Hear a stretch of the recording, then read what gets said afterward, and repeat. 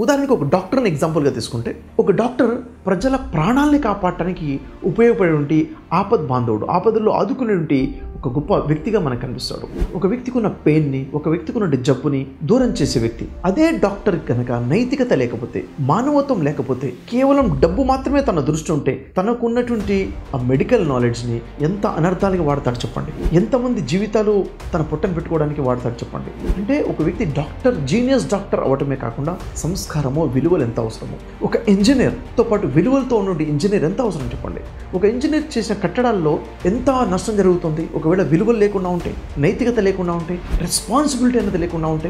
ఏ ప్రొఫెషన్లో తీసుకున్నా కానీ, ఉదాహరణ ఒక టీచర్ ఉన్నారు. ఒక టీచర్ తన దగ్గర ఉన్నటువంటి నాలెడ్జ్ ఏదైతుందో ప్రజలకు పంచాలి, స్టూడెంట్స్కి ఇవ్వాలి అన్నప్పుడు, అంటే కేవలం డబ్బు కోసమే నేను చదువు చెప్తున్నాను, అంతకుమించి ఏమీ లేదు, ఇంత మాత్రమే నా బాధ్యత అని చూస్తే టీచింగ్ ఎలా ఉంటుంది? పిల్లల జీవితాన్ని తీర్చిదిద్దాలి, భావితరాన్ని తీర్చిదిద్దాలి.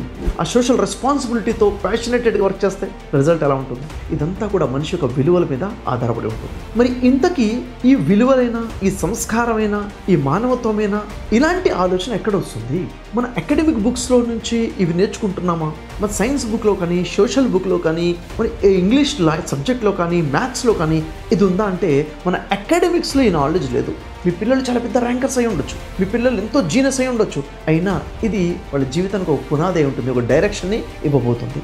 మరి ఈ జ్ఞానం ఎక్కడొస్తుంది? ఈ నైతిక విలువలు ఎక్కడ నేర్చుకుంటాము? ఇది నేర్పాల్సిన బాధ్యత పేరెంట్స్గా మీ మీద ఉంది, టీచర్స్గా టీచర్స్ మీద ఉంది, ప్రతి వ్యక్తి మీద ఉంది. తనతో పాటు ఉన్న వ్యక్తికి ఈ నైతికత అనే మెసేజ్ని నోటి మాటల ద్వారా ఇవ్వడమే కాకుండా తన జీవన విధానం ద్వారానే మనం నేర్పగలగాలి. అబద్ధం ఆడకూడదు, నిజాయితీగా ఉండాలి, సహకారం చేయాలి, హెల్పింగ్ నేచర్ ఉండాలి, హెల్పింగ్ హ్యాండ్ ఉండాలి, కష్టాల్లో మనిషి ఎలా నిలబడాలి, సమాజానికి ఏమి ఇచ్చేవాడిగా ఉండాలి, గివర్గా ఎందుకు ఉండాలి, కంప్లీట్గా ఒక మనిషి సక్సెస్ అవ్వాలి.